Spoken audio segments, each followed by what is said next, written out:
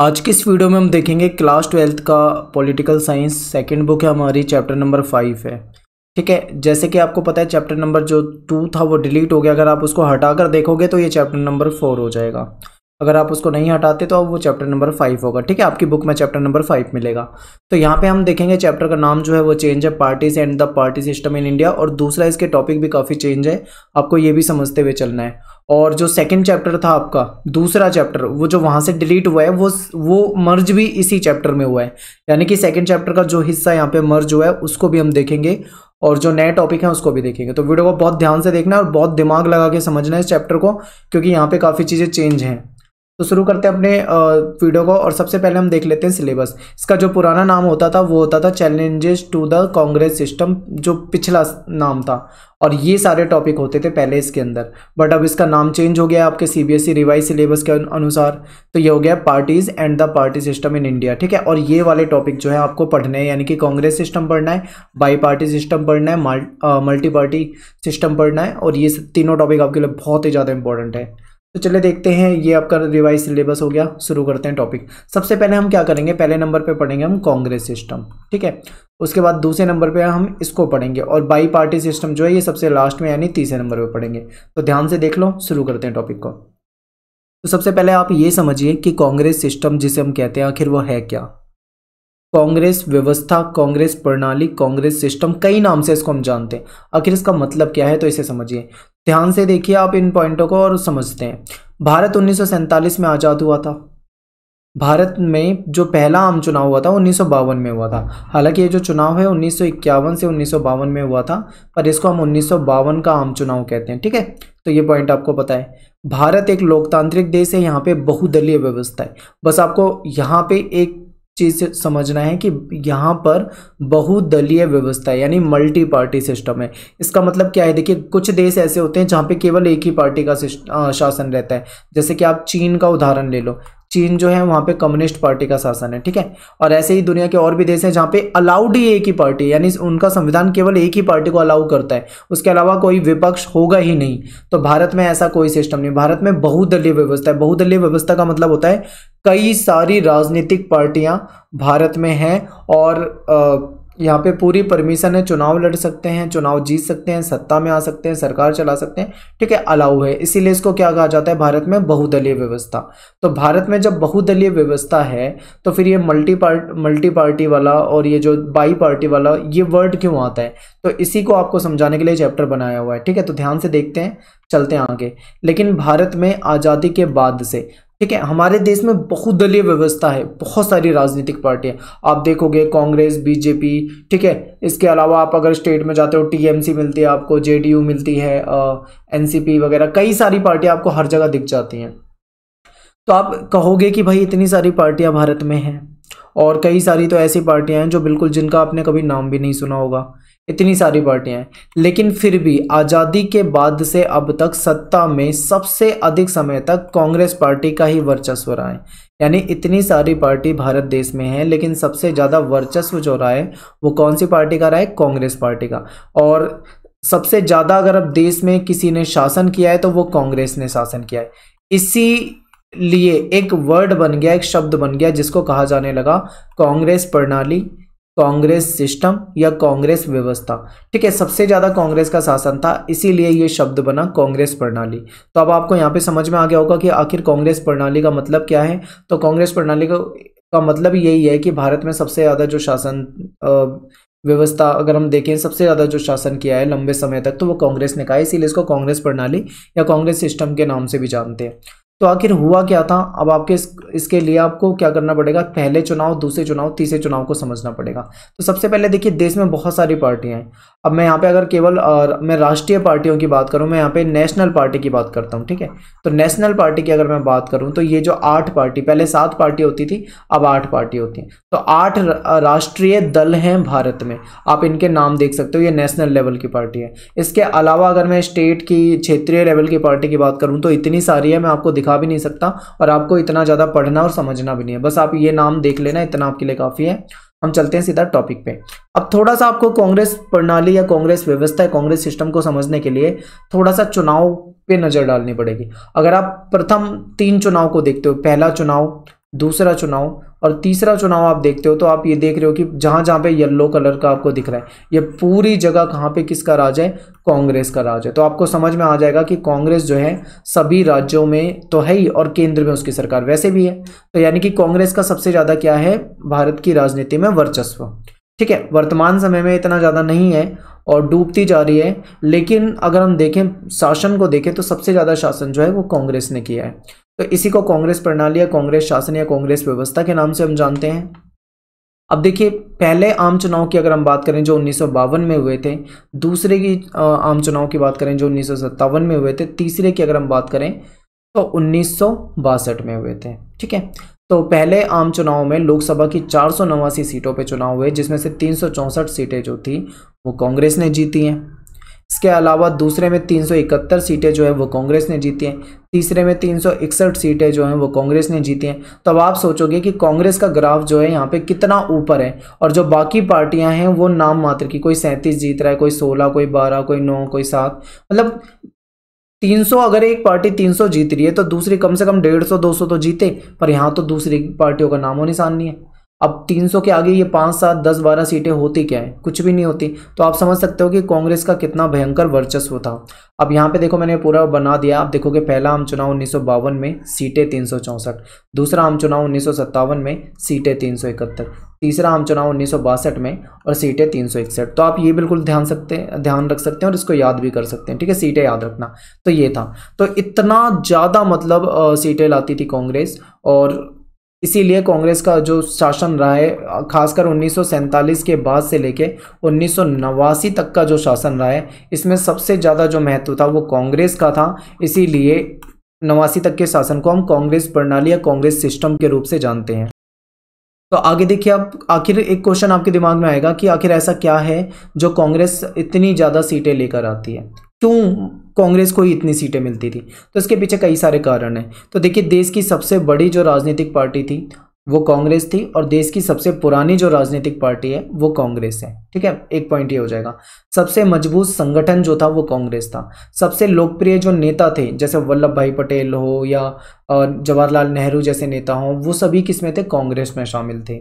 आज़ादी की विरासत हासिल है कांग्रेस को, क्योंकि उस समय अगर देखें तो यही पार्टी होती थी, बाकी पार्टियां जो है वो कांग्रेस से बाद में निकली हैं। तो एक तरह से ये आप कह सकते हो। इसका क्या है कि इसको सभी वर्गों का समर्थन था, अमीर, गरीब, किसान, मजदूर, ठीक है, चाहे कोई भी हो, किसी भी वर्ग का हो, सभी वर्ग इसको समर्थन करते थे। और नेहरू जैसे करिश्माई नेता जो थे इसी में शामिल थे। नेहरू के करिश्मे मैंने आपको इससे पहले वाले चैप्टर में बताए थे, अगर आपने पहला चैप्टर देखा इससे पहले तो आपको पता लग जाएगा। ठीक है, तो ये पॉइंट आपको यहाँ पे याद रखने हैं। अब यहाँ पे देखिए, एक चीज समझिए आप, पहला चुनाव हुआ कांग्रेस को बहुमत, दूसरा चुनाव हुआ कांग्रेस को बहुमत, तीसरा चुनाव हुआ कांग्रेस को बहुमत, लेकिन जब चौथा आम चुनाव हुआ तब यहाँ पे कांग्रेस की जो स्थिति थी वो डावाडोल हो गई। यानी कि कांग्रेस की स्थिति पहले से खराब थी। कौन से चुनाव में, तो चौथे आम चुनाव में। ठीक है, इसके बाद पांचवें चुनाव की बात करें तो ठीक है, फिर आगे धीरे धीरे व्यवस्था जो थी वो ठीक होती गई। फिर एक समय ऐसा आया जब 1977 यानी वो इमरजेंसी के बाद वाले जो चुनाव थे उसमें फिर से कांग्रेस की हालत जो थी वैसी ही हो गई, डामाडोल, यानी कांग्रेस की सरकार ही चली गई। यानी कि सबसे ज़्यादा जो बुरी स्थिति थी कांग्रेस की वो 1977 के चुनाव में थी, और उससे पहले अगर उससे थोड़ी कम बुरी स्थिति देखें तो वो 1967 के चुनाव में थी। ठीक है, तो ये आपको थोड़ा सा बेसिक याद रखना है। तो ये जो था, ये मैं आपको केवल ये समझाना चाह रहा था कि कांग्रेस पार्टी जो है उसका शासन जो रहा है भारत में सबसे लंबे समय तक रहा है, सबसे बड़ी पार्टी रही है, सबसे अधिक सीटें पाने वाली पार्टी रही है, सबसे ज़्यादा वर्चस्व रहा है, सत्ता में सबसे ज़्यादा समय कांग्रेस ने बिताया है। इसीलिए कांग्रेस व्यवस्था, कांग्रेस प्रणाली या कांग्रेस सिस्टम कहा जाता है। तो टॉपिक 1 जो है अपना वो हो चुका है। अब इसके बाद थोड़ा सा ये समझो कि अभी मैंने आपको बताया ना कि 1967 में कांग्रेस की स्थिति खराब हो गई थी, तो थोड़ा सा इसकी गहराई में जाके देखते हैं कि आखिर 1967 में ऐसा क्या हुआ था जो कांग्रेस की स्थिति खराब हो गई थी। तो मैं थोड़ा सा बैकग्राउंड में लेके आपको समझाऊंगा, थोड़ा सा एक्स्ट्रा समझाऊंगा, आप ध्यान से देखें। क्या हुआ कि जो नेहरू जी थे उनकी मौत जो थी वो हो गई 1964 में। ठीक है। 1964 में जब नेहरू की मौत हो गई तो एक संकट आ गया, वो था उत्तराधिकारी का संकट कि नेहरू के बाद आखिर अगला प्रधानमंत्री बनाया जाए तो किसे बनाया जाए। तो ऐसे में बहुत बड़ी समस्या थी। देखो, लोग अलग अलग तरह की बातें कर रहे थे। कुछ लोग कह रहे थे कि नेहरू की मृत्यु के बाद उनके राजनीतिक उत्तराधिकारी को लेकर जो बहस हुई, तो कुछ लोग उसमें ये कहने लगे कि अब देश जो है वो टूट जाएगा। ठीक है, यानी नेहरू नहीं रहे तो अब देश जो है वो टूट जाएगा। और कुछ ऐसे कह रहे थे देश में सेना का शासन आ जाएगा, यानी भारत में लोकतंत्र खत्म हो जाएगा, सैनिक शासन आ जाएगा। तो कुछ एक्सपर्ट लोग ये कह रहे थे कि देश में लोकतंत्र खत्म हो जाएगा, यानी कि नेहरू को वो इतनी वैल्यू दे रहे थे, इतनी वेटेज दे रहे थे कि नेहरू हैं तो देश बचा है, नेहरू नहीं है तो देश टूट जाएगा, ऐसा समझते थे। लेकिन ऐसा कुछ भी नहीं हुआ। ठीक है, नेहरू के बाद जो उत्तराधिकारी चुनना था, उसको लेके जो समस्या शुरू में लग रही थी, वो कुछ भी नहीं, बिल्कुल आसानी से सॉल्व हो गई प्रॉब्लम और दूसरे प्रधानमंत्री चुन लिए गए। ठीक है, तो दूसरे प्रधानमंत्री कौन चुने गए? तो देखो, नेहरू के बाद क्या था कि समस्या ये आ रही थी कि अगला प्रधानमंत्री किसे बनाया जाए। तो एक तरफ थे मोरारजी देसाई, दूसरी तरफ थे लाल बहादुर शास्त्री। ठीक है, तो मोरारजी देसाई जो थे ये चाहते थे कि मैं पीएम बनूं, लेकिन क्या हुआ, नाम जो था कांग्रेस के अध्यक्ष की तरफ से और जो पार्टी की सहमति के बाद जो नाम आया सामने, वो आया लाल बहादुर शास्त्री का। कांग्रेस अध्यक्ष के कामराज वो भी सहमत थे और बाकी लाल बहादुर शास्त्री एक ऐसे नेता थे जिनको सभी पसंद करते थे। बहुत ही मतलब साधारण जीवन था इनका और बहुत ही सादगी भरा जीवन था और बहुत मतलब तरीका इनका बोलने का तरीका, हर एक चीज़ इनकी बहुत बढ़िया थी। तो इसलिए लाल बहादुर शास्त्री जो थे इनको सभी पसंद करते थे, लाल बहादुर शास्त्री को। लेकिन मोरारजी देसाई जो थे इनको थोड़ा कम पसंद किया जाता था, क्योंकि इनका जो स्वभाव था, जो नेचर था, वो थोड़ा अखड़ किस्म का नेचर था। ये मतलब बहुत ऊट पटांग तरीके से बोलते थे और कहीं ना कहीं मतलब थोड़ा इनकी नीतियां ऐसी थी कि पार्टी के लोग इनको ज़्यादा पसंद नहीं करते थे, लेकिन लाल बहादुर शास्त्री को सभी पसंद करते थे। जब लाल बहादुर शास्त्री का नाम आया पीएम बनने के लिए, तो मोरारजी देसाई ने अपने कदम पीछे खींच लिए। इन्होंने बोला चलो कोई नहीं, लाल बहादुर शास्त्री बन जाते हैं। तो ठीक है, दूसरे प्रधानमंत्री कौन बने? लाल बहादुर शास्त्री, आपको याद रखना है। लेकिन ये बात चल रही है 1964 की, तो 1960 के दशक की बात चल रही है। 60 के दशक का मतलब है 1960 से लेकर 70 तक का जो लगभग 10 साल का समय था, इसकी बात चल रही है। ठीक है, इसके बीच के जो 10 साल हैं। तो ऐसे में क्या था, बहुत समस्याएं आई देश के सामने। 1960 का दशक खतरनाक दशक कहलाता है। क्यों कहलाता है? क्योंकि इस समय गरीबी बहुत थी, गैर बराबरी, सांप्रदायिकता। इसी समय में 2 युद्ध भी देख लिए भारत ने। 2 युद्ध कौन कौन से देखे? आप कहोगे 1962 में चीन के साथ युद्ध, ठीक है, और 1965 में पाकिस्तान के साथ युद्ध, यानी 2 युद्ध देख लिए इसी 10 साल के अंदर। खाद्यान्न संकट देश में बहुत भयंकर आ गया, सूखा आ गया, खाने पीने की चीज़ें खत्म हो गई, अनाज की कमी हो गई, बाहर से आयात करने की जरूरत पड़ गई। 2 प्रधानमंत्रियों की मौत भी हो गई। 2 प्रधानमंत्री की मौत कैसे? जैसे अभी हमने पढ़ा कि नेहरू जी की मौत हुई थी, नेहरू के बाद शास्त्री जी पीएम बने, फिर शास्त्री की भी मौत 2 साल में हो गई। तो यानी 2 प्रधानमंत्री खो दिए और 2 युद्ध देख लिए और बहुत बुरा हाल हो गया इसमें। तो यही कारण बना कहीं ना कहीं 1967 के चुनाव में कांग्रेस की स्थिति जो थी खराब हो गई थी। अब देखिए आगे क्या हुआ। नेहरू के उत्तराधिकारी की समस्या को आसानी से चुना गया, लाल बहादुर शास्त्री को पीएम बनाया गया। के कामराज जो अध्यक्ष थे उन्होंने पार्टी से सलाह मशवरा करा और शास्त्री जी को पीएम बना दिया, क्योंकि सभी खुश थे शास्त्री जी को पीएम देखते हुए। शास्त्री जो थे ये अनुभवी थे और मंत्रिमंडल में जो नेहरू के मंत्रिमंडल था उसमें मंत्री भी रह चुके थे, रेल मंत्री भी रह चुके थे और एक बार इन्होंने रेल मंत्री के पद से इस्तीफा भी दे दिया था। इस्तीफा क्यों दे दिया था? क्योंकि इनके समय में एक रेल दुर्घटना हो गई थी, तो उन्होंने उसकी नैतिक जिम्मेदारी लेते हुए इस्तीफा दे दिया। तो आप समझ सकते हो इनका नेचर कितना अच्छा रहा होगा, वरना इस्तीफा कोई नहीं देता चाहे जो हो जाए। ठीक है, तो ये आपको यहाँ पे समझ में आ रहा होगा। अब शास्त्री जब देश में प्रधानमंत्री बने तो 2 समस्या। सबसे पहली समस्या की खाद्यान्न संकट, अभी मैंने आपको बताया सूखा बहुत था, अनाज की कमी थी। फिर पाकिस्तान से युद्ध, क्योंकि 1962 वाला जो युद्ध था, ठीक है, 1962 वाला जो युद्ध था वो तो शास्त्री के पीएम बनने से पहले हो चुका था, लेकिन जब शास्त्री पीएम बने उसके बाद जो दूसरा युद्ध हुआ वो पाकिस्तान से हुआ। यानी पाकिस्तान वाली समस्या, युद्ध की भी समस्या थी, एक तो खाद्यान्न संकट था। तो काफ़ी कम समय के लिए प्रधानमंत्री रहे थे, 2 साल में, लेकिन इस समय जो ये पाकिस्तान से युद्ध हुआ भारत जीत गया। बेशक से भारत जीत गया पर भारत को बहुत नुकसान उठाना पड़ा क्योंकि देश में खाद्यान्न संकट था। तो शास्त्री जी बहुत कम समय के लिए प्रधानमंत्री रहे, केवल 2 साल। आप समझ सकते हो कि 10 जनवरी 1966 को अचानक से उनकी मौत हो गई ताशकंद में। और इनका जो देहांत है, मौत है, वो एक तरह से विवाद का विषय है। आज तक ये इस पे विवाद है कि इनकी मौत जो हुई उसका कारण क्या था। ठीक है। इन्होंने जय जवान जय किसान का नारा दिया था और 1966 में ताशकंद समझौता हो रहा था, ताशकंद समझौते में ये गए थे, ठीक है, और वहीं पे इनकी मौत हो गई थी। तो ये सब हो गया। अब जब शास्त्री जी की मौत हो गई तो फिर से वही वाली समस्या आ गई। कौन सी समस्या? कि अब शास्त्री के बाद पीएम जो है वो किसे बनाए? इस बार मोरारजी देसाई जो थे वो तो पहले भी पीएम बनना चाहते थे, पर लाल बहादुर शास्त्री के कारण नहीं उन्होंने कदम खींच लिए थे। लेकिन इस बार मोरारजी देसाई ने सोच रखा था कि भाई मैं पीएम बनूंगा। अब इधर मोरारजी देसाई, दूसरी तरफ फिर समस्या आई कि पीएम किसे बनाए। तो कांग्रेस को लगा कि हमें इंदिरा गांधी को पीएम बना देना चाहिए। इंदिरा गांधी को पीएम क्यों बना देना चाहिए? क्योंकि इंदिरा गांधी जो थी वो नेहरू की बेटी थी। एक तो ये हो जाएगा, दूसरा क्या है, उनके मंत्रिमंडल वगैरह में रह चुके, हालांकि ज़्यादा अनुभव नहीं था इन्हें, लेकिन कांग्रेस को ये लगा, अध्यक्ष वगैरह को ये लगा कि अगर इंदिरा गांधी को हम प्रधानमंत्री बना देते हैं तो इंदिरा गांधी जो है वो हमारी बात मानेगी। सिंडिकेट को ऐसा लगा, ठीक है, जो ताकतवर नेता थे उनको ऐसा लगा। और उन्हें लगा कि अगर मोरारजी देसाई को बना देते हैं तो मोरारजी देसाई का नेचर ऐसा है कि भाई वो आ गए तो अपनी अपनी चलाएंगे, किसी दूसरे की चलने नहीं देंगे। तो कोई नहीं चाह रहा था कि मोरारजी देसाई पीएम बने, तो ऐसे में इंदिरा गांधी को पीएम बना दिया गया। लेकिन जब इंदिरा गांधी पीएम बनी, अब यहाँ पे याद रखो 1966 में जब शास्त्री जी की मौत हुई तो इंदिरा गांधी पीएम बनी। अब इंदिरा गांधी जब पीएम बनी उस समय, ये 66 की बात है, ठीक है, तो 1967 में ही चुनाव थे अगले। अब अगला चुनाव था, देश में इतनी सारी समस्या थी, क्या क्या हो चुका था इस इतने समय के अंदर। 2 प्रधानमंत्री की मौत हो चुकी थी, 2 युद्ध हो चुके थे जिससे सैन्य खर्चा बढ़ गया था। नए प्रधानमंत्री जो इंदिरा गांधी थी उसको कम अनुभवी माना जा रहा था। गंभीर आर्थिक संकट थे, अभी थोड़ी देर पहले पड़ा, मानसून की असफलता, सूखा, अकाल पड़ गया था, ये वाली समस्या। खेती की पैदावार में गिरावट हो गई थी, ये वाली समस्या। विदेशी मुद्रा में कमी हो गई थी, ये बड़ी समस्या। रुपये का अवमूल्यन करना पड़ा इंदिरा गांधी को, महंगाई बढ़ गई, खाद्यान्न की कमी हो गई, बेरोजगारी, बंद, हड़ताल, रोज हड़ताल होने लगी। मतलब देश में इतना भयंकर समय था 1966 का, जिस टाइम पे ये इंदिरा गांधी पीएम बन के आई और अगले साल ही चुनाव होना था। अब इतनी सारी समस्या अगर देश में हो तो क्या लगता है आपको कि चुनाव में जो सत्ता दल है क्या उसको फायदा मिलेगा? तो जाहिर सी बात है उसको फायदा तो नहीं मिलेगा, नुकसान ही मिलेगा। तो ऐसा ही कुछ हुआ 1967 के चुनाव में, ठीक है।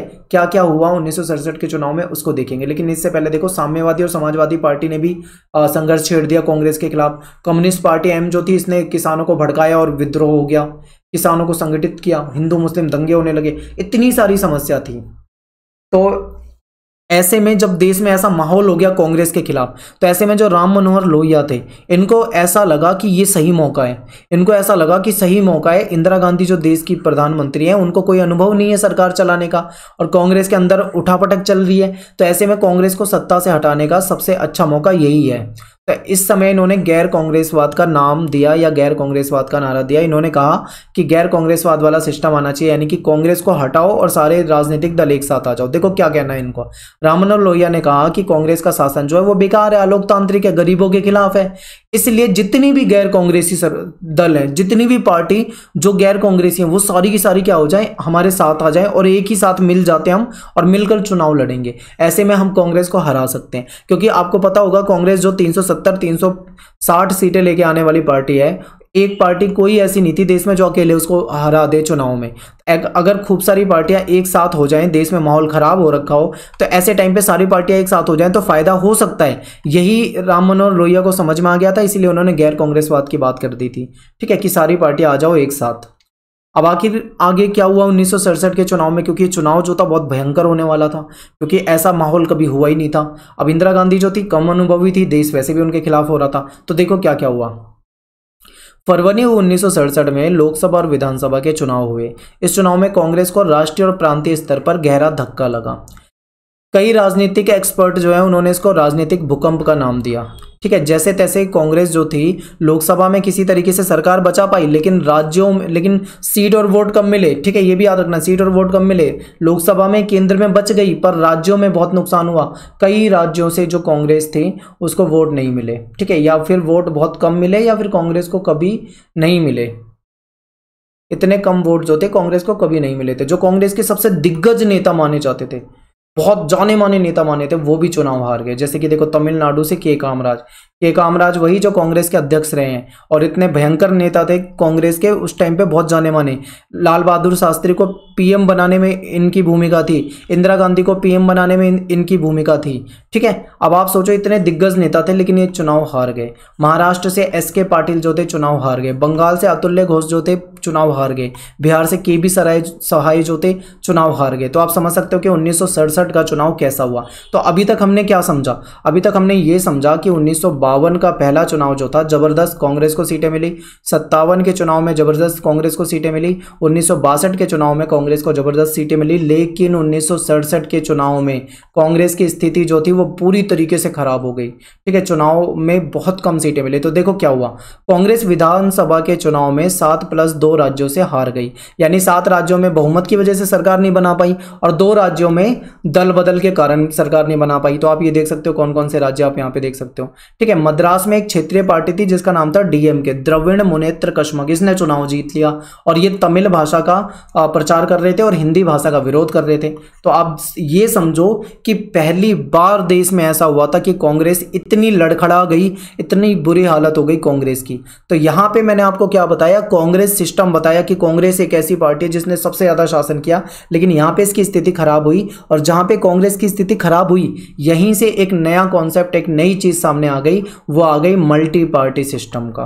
ठीक है, हालांकि ये पहले भी है ऐसा नहीं कह सकते हम, लेकिन इस समय तो ये चीज खुलकर सामने आ गई।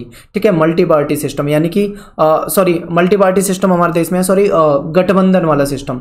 यहाँ पे मैं क्या कहूंगा, गठबंधन वाला सिस्टम सामने आ गया। अब कैसे सामने आया थोड़ा सा इसको समझो। कांग्रेस प्रणाली आपको समझ में आ गया।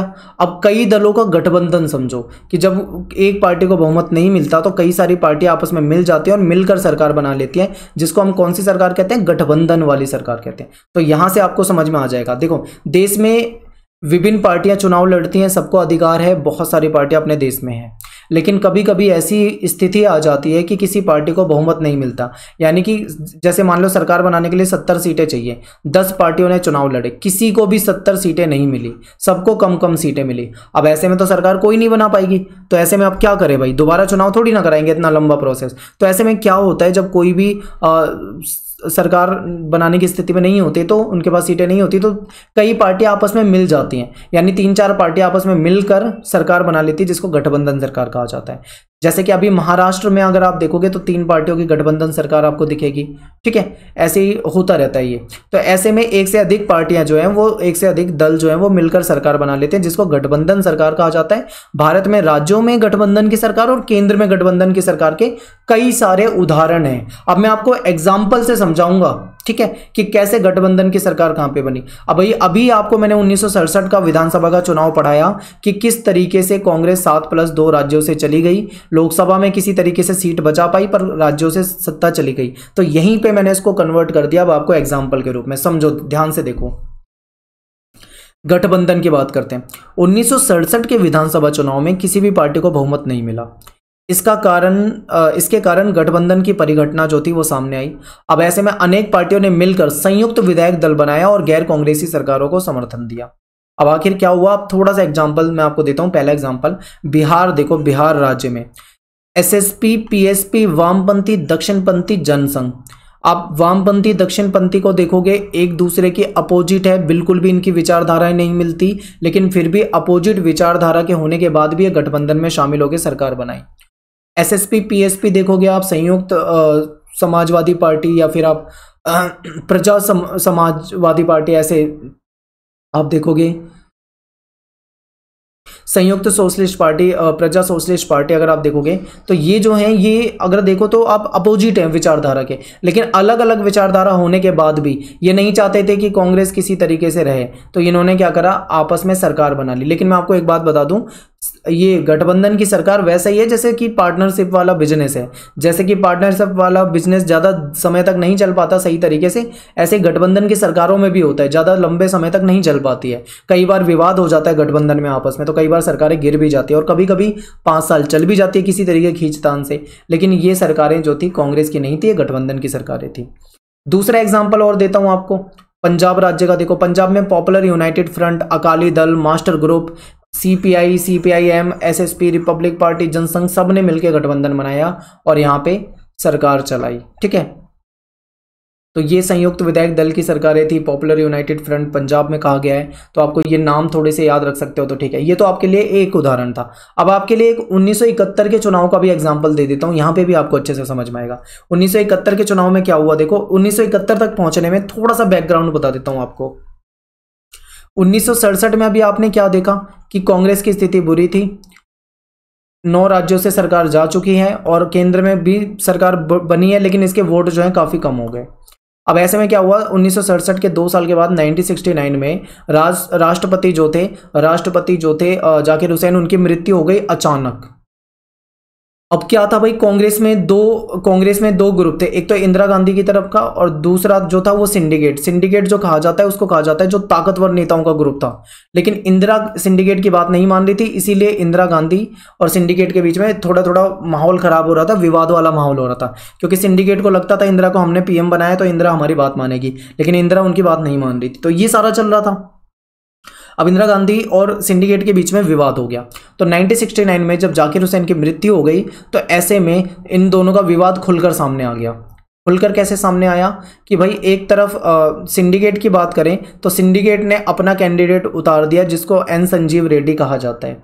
एन संजीव रेड्डी को राष्ट्रपति चुनाव के लिए खड़ा कर दिया। और एन संजीव रेड्डी जो थे वो इंदिरा गांधी से इनकी बिल्कुल नहीं बनती थी, यानी इंदिरा गांधी जो पीएम थी उससे इनकी बिल्कुल नहीं बनती। तो ऐसे में जानबूझ के सिंडिकेट ने इस कैंडिडेट को खड़ा किया, ठीक है, राष्ट्रपति के लिए। लेकिन इंदिरा गांधी नहीं चाहती थी भाई, तो उन्होंने दूसरे कैंडिडेट को खड़ा कर दिया। अब आज आप कमेंट में, आपके लिए पहला क्वेश्चन है कि इंदिरा गांधी ने किस कैंडिडेट को समर्थन करा या किस कैंडिडेट को साथ दिया जो इनके साथ एन संजीव रेड्डी के अपोजिट थे। पहला क्वेश्चन आपके लिए कमेंट में, ठीक है। अब क्या हुआ, ऐसे में खुलकर दोनों की लड़ाई सामने आ गई। अब ये था, सिंडिकेट और इंदिरा गांधी दोनों चाहते थे कि हम अपनी ताकत को आज आजमा ही लें, देख लेते हैं कि इंदिरा गांधी ज्यादा बड़ी ज्यादा महत्व उनका है या फिर सिंडिकेट का। और आखिर क्या हुआ कि जो इंदिरा गांधी की तरफ का कैंडिडेट था वो कैंडिडेट चुनाव जीत गया। और जब ये कैंडिडेट चुनाव जीत गया तो ऐसे में लड़ाई तो भाई होनी पक्की थी। अब ऐसे में सिंडिकेट को नहीं बर्दाश्त हुआ, सिंडिकेट ने क्या करा, इंदिरा गांधी को अपनी पार्टी से निकाल दिया। अब इंदिरा गांधी को कांग्रेस से ही निकाल दिया गया। तो ऐसे में क्या हुआ, इंदिरा गांधी जो थी उन्होंने दूसरी कांग्रेस बनाई, यानी इंदिरा गांधी की जो कांग्रेस थी उसको कहा जाता है कांग्रेस आर, और जो सिंडिकेट वाली कांग्रेस है, ठीक है, इस कांग्रेस को कहा जाता है कांग्रेस ओ। अब यहां पे क्या हुआ, इसको हम ऐसे भी कह सकते हैं, इंदिरा गांधी की जो कांग्रेस है इसको हम कह सकते हैं नई कांग्रेस, ठीक है, इसको हम क्या कह सकते हैं, नई कांग्रेस। और जो सिंडिकेट वाली कांग्रेस है इसको हम क्या कह सकते हैं, पुरानी कांग्रेस। यानी कांग्रेस पार्टी में क्या हो गई, टूट हो गई, कांग्रेस पार्टी 2 हिस्सों में टूट गई। अब 1969 में ये सारी कहानी हो गई। अब ऐसे में क्या हुआ, अब पूरी की पूरी कांग्रेस जो थी वो मतलब एक तरह से इंदिरा गांधी के खिलाफ हो गई। अब इंदिरा गांधी के लिए समस्या आ गई, अब क्या करे भाई। अगला चुनाव जो था 1972 के आसपास होना था, पर इंदिरा गांधी ने फैसला लिया कि वो सरकार को गिराएगी और दोबारा चुनाव होगा। तो 1971 के आसपास की बातें, चुनाव हुए। और चुनाव जब 1971 के हुए, ये भयंकर चुनाव होने थे, समझो कैसे। चुनावी मुकाबला जो था वो कांग्रेस आर, यानी जो इंदिरा गांधी वाली कांग्रेस थी उसके खिलाफ था। विपरीत क्यों लग रहा था, क्योंकि जो नई कांग्रेस थी इंदिरा गांधी वाली वो जर्जर हो गई थी, क्योंकि जो भयंकर तगड़े नेता थे वो तो निकल चुके थे उससे बाहर। तो सबको ये विश्वास था कि कांग्रेस पार्टी की जो असली ताकत है वो कांग्रेस ओ में है, यानी कि जो सिंडिकेट वाली है जो इंदिरा गांधी के खिलाफ है वही असली ताकत है। ऐसे में जो जितनी भी बड़ी गैर साम्यवादी पार्टी थी या गैर कांग्रेसी पार्टी थी, उन्होंने क्या करा, गठबंधन बना ले। देखियो यहाँ पे मैं आपको गठबंधन का एग्जाम्पल समझा रहा हूं, मैं आपको गठबंधन समझा रहा हूं कि हमारी राजनीति में गठबंधन कैसे कैसे हुए हैं। तो यहाँ पे मैं आपको 67 वाले चुनाव का एग्जाम्पल दे चुका हूँ, विधानसभा लोकसभा का। अब यहाँ पे एक लोकसभा का 1971 वाला भी एग्जाम्पल दे रहा हूँ, ठीक है। तो यहाँ पे क्या हुआ, एक तरफ हो गई इंदिरा गांधी और दूसरी तरफ हो गया इंदिरा गांधी वर्सेस पूरा का पूरा कांग्रेस ओ, ठीक है, कांग्रेस ओ प्लस में जितनी भी पार्टियां थी सारी इंदिरा गांधी के खिलाफ, वो उन सब ने गठबंधन बना लिया। यानी कि सारी की सारी पार्टी एक तरफ, इधर इंदिरा गांधी और इंदिरा गांधी को सपोर्ट करने वाली सीपीआई, ठीक है, डीएमके भी थी, आई थिंक डीएमके भी सपोर्ट कर रही होगी इसको। तो इस तरीके से इनके साथ केवल इतना, और दूसरी तरफ सारी पार्टियां एक साथ। तो ऐसे में क्या हुआ, जब सारी पार्टियों ने एक साथ गठबंधन बना लिया तो इसको ग्रैंड अलायंस कहा गया। ग्रैंड अलायंस का मतलब है महागठबंधन। क्या मतलब है इसका? महागठबंधन। यानी इंदिरा गांधी एक तरफ और दूसरी तरफ सारी की सारी राजनीतिक पार्टियां। और चुनाव 1971 का जो होने वाला था भयंकर होने वाला था। बिल्कुल लग रहा था कि भाई इस बार इंदिरा गांधी साफ हो जाएगी, बिल्कुल कोई नहीं बचा सकता, क्योंकि जो सिंडिकेट थी बिल्कुल खिलाफ थी।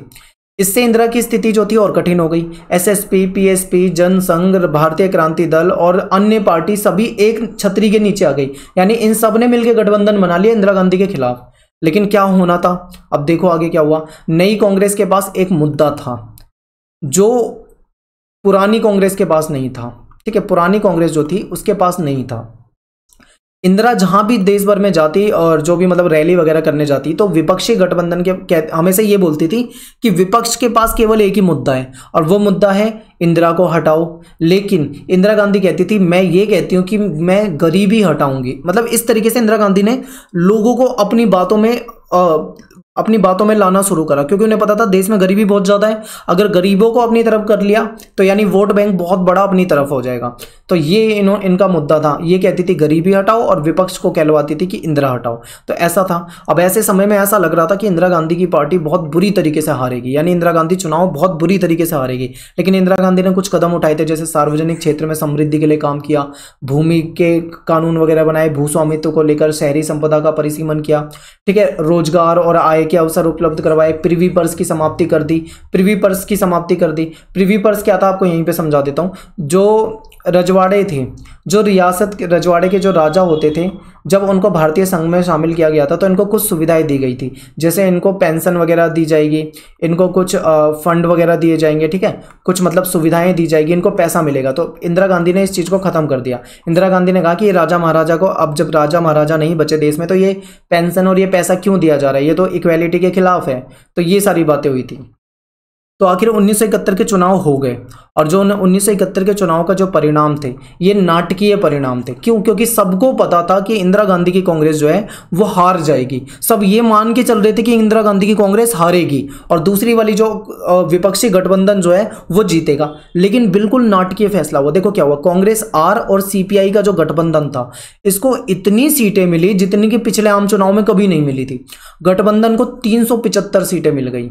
और अगर इसमें केवल कांग्रेस आर की सीटें देखा जाए तो 375 में से अगर केवल इंदिरा वाली पार्टी की सीटें देखा जाए तो 352 सीटें थी। ये आपको मैं समझा देता हूं। जैसे मान लो इंदिरा की कांग्रेस थी, कांग्रेस आर, प्लस में एक पार्टी के साथ गठबंधन था सीपीआई के साथ। ठीक है, तो दोनों पार्टियों ने मिलकर कितनी सीटें मिली? 375, जिसमें से अकेली अगर देखा जाए कांग्रेस की कितनी सीट थी? 352। तो आप 375 में से 352 को माइनस कर दोगे तो जितनी सीटें आएगी वो सीपीआई की हो जाएगी। ठीक है, यानी कि इतनी सीटें मिली। अगर इधर ही बात करें दूसरी साइड की, यानी जो महागठबंधन था, महागठबंधन को केवल 40 सीटें मिली और कांग्रेस ओ जो कि सिंडिकेट थी, जिसे हम ताकतवर कांग्रेस समझ रहे थे, उसे केवल 16 सीटें मिली। अब आप समझो कि कितना नाटकीय फैसला था। मतलब ये तो एक ऐसी चीज है जिसके बारे में कोई सोच ही नहीं सकता था। बिल्कुल उल्टे परिणाम हो गए। तो ये आपको यहाँ पे समझ में आने चाहिए। ठीक है, आगे देखो। 1971 के लोकसभा चुनाव के बाद बांग्लादेश संकट हो गया। अब भारत और पाकिस्तान का युद्ध हो गया 1971 में। सोवियत संघ से, यूएसएसआर से संधि भी हो गई उस समय में। भारत जीत गया और बांग्लादेश नाम का एक, जो पूर्वी पाकिस्तान होता था उसको स्वतंत्र करके बांग्लादेश नाम का एक देश बना दिया। इसके बाद इंदिरा की लोकप्रियता जो थी उसको 4 चांद लग गया। यानी इंदिरा इतनी लोकप्रिय हो गई थी हद से ज्यादा, यहां तक कि जो विपक्ष के नेता थे उन्होंने भी इंदिरा की प्रशंसा की। 1972 में विधानसभा के चुनाव हुए और कांग्रेस आर जो थी वो भयंकर चुनाव जीती, क्योंकि आप समझ सकते हो लोकसभा में पहले ही इसने जीत ली इतनी सीटें। तो विधानसभा में जो अब ये जो 1967 में जो विधानसभा में सीटें खो दी थी इंदिरा गांधी ने, आपने पढ़ा था कि 7+2 राज्यों से हार गई, वोट कम मिले, माहौल जो खराब था, वो सारी सीटें इंदिरा गांधी ने अगले चुनाव में वापस जीत ली। और जो मतलब स्थिति खराब हुई थी कांग्रेस की, वो स्थिति इन्होंने वापस ठीक कर दी। तो इंदिरा को गरीबों और वंचितों के रक्षक के रूप में देखा जाने लगा। कांग्रेस आर ने अपना दबदबा बना लिया और कांग्रेस ओ जो थी, अब यहाँ पे देखो कांग्रेस जो थी 2 बन गई थी, एक आर यानी इंदिरा गांधी वाली, ओ जो थी सिंडिकेट वाली। अब आर जो है ये वापस ताकतवर हो गई।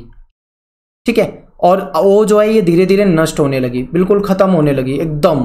तो आप समझ सकते हो। तो ये जो था ये मैंने आपको एग्जाम्पल दिया है बिल्कुल रियल जोड़ के। अब आप यहाँ पे एक और एग्जाम्पल अगर मैं आपको दूं तो मैं एक एग्जाम्पल 1977 के चुनाव का भी दे सकता हूँ, ठीक है, लेकिन इतना देने की जरूरत नहीं है, काफ़ी ज़्यादा हो जाएगा। 2 एग्जाम्पल बहुत बड़े देते हैं मैंने, तो आपको इतना समझ में आ जाएगा। 1977 में भी जब इमरजेंसी के बाद हुआ था तो भी कुछ ना कुछ गठबंधन वाला सीन चला था। वहाँ पे जो दूसरी सरकार आई थी जनता पार्टी की, वो भी गठबंधन थी, ठीक है। तो यहाँ पे आपको क्या समझ में आया, आपको कांग्रेस प्रणाली समझ में आ गई, आपको गठबंधन का सिस्टम समझ में आ गया कि किस तरीके से देश में गठबंधन रहा। अब आपको 2 पार्टी वाला सिस्टम भी समझना है। अब आप 2 पार्टी का मतलब कैसे समझोगे, देखो भारत जो है यहाँ पे तो मल्टी पार्टी सिस्टम है, यानी कि यहाँ पे बहुत सारी पार्टियां होती हैं, ठीक है। ऐसे में लेकिन फिर भी भारत में बहुत सारी पार्टी होने के बाद भी एक व्यवस्था बन गई है, उस व्यवस्था को 2 दलीय व्यवस्था के रूप में देखा जाता है। वो व्यवस्था क्या है आप समझिए इसको। देखिए भारत में बहुदलीय व्यवस्था है। भारतीय संविधान के अनुसार कोई भी भारतीय नागरिक चुनाव लड़ सकता है। आप चाहो तो चुनाव लड़ सकते हो, आप चाहो तो अपनी पार्टी भी बना सकते हो, ठीक है, तथा अपनी राजनीतिक पार्टी भी बना सकता है। भारत में कई राष्ट्रीय पार्टियां हैं, कई क्षेत्रीय पार्टियां, बहुत सारी पार्टियां भारत के अंदर है, लेकिन इतनी सारी पार्टियां हैं, इतने सारे पार्टियां चुनाव भी लड़ती हैं, लेकिन उसके बावजूद भी अगर सत्ता में देखें तो केवल 2 दलों का ही वर्चस्व देखने को मिलता है। एक है कांग्रेस और एक है भाजपा, यानी एक तरफ है कांग्रेस और दूसरी तरफ है बीजेपी। इन्हीं पार्टियों का हमें क्या मिलता है, हमेशा वर्चस्व देखने को मिलता है। तो अगर इसको हम गठबंधन के रूप में भी देखें तो यूपीए जो कि कांग्रेस का गठबंधन है, एनडीए जो कि बीजेपी का गठबंधन है, इनका ही हमें वर्चस्व दिखता है। तो इसी को हम कह सकते हैं बाई पार्टी सिस्टम। समझिए ध्यान से। देखिए भारत एक ऐसा देश है जहां पे मल्टी पार्टी सिस्टम है, ठीक है, यानी कि एक से अधिक, जिसको हम बहुदलीय कह सकते हैं, बहुदलीय व्यवस्था। यानी यहाँ पे 1 2 3 4 50 100 150 500 1000 10,000 कितनी भी पार्टियां हमारे देश में हो सकती हैं, बनाई जा सकती हैं, लेकिन सभी चुनाव भी लड़ते हैं, लेकिन सभी चुनाव जीतती नहीं है ना उतने ज्यादा। अब पार्टी बन जाती है तो ये थोड़ा ना कि वो मतलब पूरे देश में चुनाव जीत जाएगी। तो चुनाव अगर देखा जाए तो वर्चस्व अगर सत्ता में रहता है तो वो किसका रहता है, ज्यादातर जो सत्ता में अगर वर्चस्व देखा जाए तो आज तक सबसे ज्यादा शासन जो है कांग्रेस का रहा है, लेकिन अब के समय में देखें तो बीजेपी का रहा है। लेकिन भारत में एक व्यवस्था ऐसी बन गई थी, ठीक है, ऐसी व्यवस्था बन गई थी 1989 के बाद कि 1989 तक कांग्रेस को भयंकर बहुमत मिलता था। आपने जितने भी चुनाव देखोगे लगभग सब में कांग्रेस को अच्छी सीटें मिली है, लेकिन 1989 के बाद ये कांग्रेस प्रणाली ही खत्म हो गई, यानी कि सिस्टम खत्म हो गया। अब क्या हुआ, देश में माहौल ऐसा हो गया कि सीटें ज्यादा मिलती ही नहीं थी। जैसे मान लो सरकार बनाने के लिए 272 सीटें चाहिए, तो 272 सीटें ना कांग्रेस को मिल रही है ना बीजेपी को, किसी को 150 मिल रही है, किसी को 120 मिल रही है, किसी को 60 मिल रही है, मतलब ऐसा सिस्टम हो गया। अब ऐसे में कोई सरकार तो बना ही नहीं सकती जबकि उसको मतलब बहुमत नहीं है। तो ऐसे में सरकार बनाने का क्या तरीका सामने आएगा, वही तरीका सामने आएगा कि गठबंधन की सरकार बनेगी। तो 1989 के बाद केंद्र में जितनी भी सरकारें बनी वो सारी कितनी सरकारें, कौन सी सरकारें बनी, गठबंधन की सरकारें बनी, ठीक है। आपको याद रखना है कि गठबंधन की सारी सरकारें बनी। तो ऐसे में क्या हुआ, जो बड़ी पार्टियां थी, एक है कांग्रेस और दूसरी तरफ है बीजेपी, इन दोनों ने अपनी सपोर्ट वाली पार्टियों को मिलाकर एक गठबंधन बना लिया। यानी कई सारी पार्टियां ऐसी हैं, छोटी छोटी पार्टियां जो कांग्रेस को सपोर्ट करती हैं, तो ये गठबंधन क्या कहलाता है, यूपीए कहलाता है। आज का आपके लिए कमेंट का दूसरा क्वेश्चन है, आपको यूपीए का फुल फॉर्म मुझे कमेंट में लिख के बताना है, ठीक है। ऐसे ही दूसरी तरफ बीजेपी है, बीजेपी को भी भाई उतने वोट नहीं मिल रहे, तो बीजेपी ने भी कई पार्टियों का सपोर्ट लिया, तो कई पार्टियों ने मिलकर बीजेपी को सपोर्ट किया। तो ये जो गठबंधन कहलाता है, ये क्या कहलाता है, एनडीए। आज का आपके लिए तीसरा क्वेश्चन है, आप मुझे एनडीए का फुल फॉर्म भी कमेंट बॉक्स में बताएंगे। तो इस तरीके से भारत का पूरा सिस्टम रहा है। इसमें मैंने आपको कांग्रेस की व्यवस्था भी बताई, मैंने आपको बाई पार्टी सिस्टम भी बताया, 2 पार्टी सिस्टम, और इसमें मैंने आपको यह भी बता दिया कि जो एक से अधिक पार्टियां मिलकर गठबंधन बना लेती हैं वो भी आपको समझाया। उम्मीद करता हूं आपको समझ में आ गया होगा, और पूरा का पूरा चैप्टर लगभग मैंने इसमें खत्म कर दिया है। और बेसिक जो नए चैप्टर मतलब नए सिलेबस के अकॉर्डिंग जो होना चाहिए, जहां तक मुझे समझ आया मैंने सारा बना दिया है, ठीक है। आप इसे देख सकते हैं। इसके अलावा अगर आप बहुत ज्यादा गहराई से जानकारी लेना चाहते हैं, कि आप बहुत डीप पढ़ना चाहते हैं, तो मैं आपको ये सलाह दूंगा कि आप जो प्रीवियस वीडियो या जो ओल्ड वीडियो है, जो बिना कटे पिटे जो सिलेबस था आपका पिछले साल, आप ओल्ड सिलेबस को भी जरूर देखें। उससे क्या होगा, आपको पूरा राजनीति जो क्रम है, जो 1947 से लेके आगे तक का, वो आपको क्रम तभी समझ में आएगा जब आप ओल्ड सिलेबस को देखोगे। अगर आप न्यू सिलेबस में देखोगे तो उसमें बहुत सारी चीजें हटा दी गई हैं। जब हटा दी गई है तो क्रम जो है टूट जाता है। मैं आपको एग्जांपल देता हूं, आप कोई मूवी देखने जाते हो, आपको 3 घंटे की मूवी देखनी है, तो आपको पूरे 3 घंटे बैठकर ही देखना पड़ेगा। अगर आपने बीच में से 10 मिनट की मिस कर दी तो यानी कि कहीं ना कहीं आपका कनेक्शन उस मूवी से टूट जाएगा, कैरेक्टर कौन से आएंगे आपको समझ में नहीं आएगा। तो ऐसा ही है, सिलेबस में से जब बीच में से कुछ चीजें निकाल दी गई हैं तो कहीं ना कहीं कनेक्शन टूट जाता है। अच्छे से नहीं समझ में आएगा, तो सब अच्छे से समझना है, डीप पढ़ना है, अच्छे मार्क्स लेने हैं। तो मैं कह रहा हूँ ओल्ड कंटेंट को भी समझ लो और जो न्यू लेटेस्ट कंटेंट है इसको भी समझ लो, ठीक है। सारा समझ लोगे तो आपके अच्छे मार्क्स आएंगे। तो मिलते हैं नेक्स्ट वीडियो में। थैंक्स फॉर वॉचिंग, सभी को जय हिंद, जय भारत।